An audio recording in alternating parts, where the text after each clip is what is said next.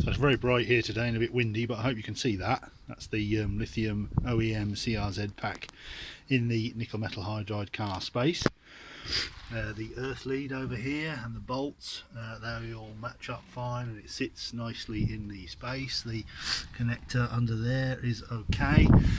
The things we're going to have to modify slightly are the main motor wires and the 12 volt wire here.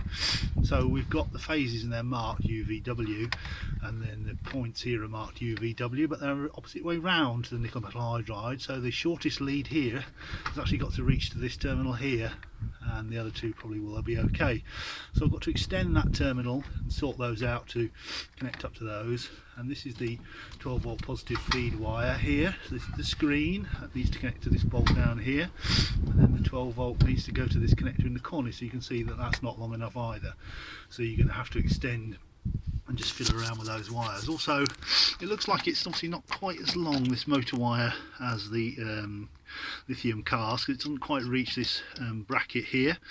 Maybe something to do with the routing. You might be able to change that slightly if we fiddled around with the routing of the plastic case there, but it doesn't quite reach that. But for the temporary testing, I'm just going to rig it up so that you can see, we can see if it actually does anything. But the rest of it all plugs in, looks pretty sound.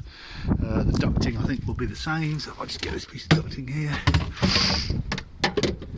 put that in there, you can see that that's going to fit on there, the standard ducting, so it looks like that's going to be okay.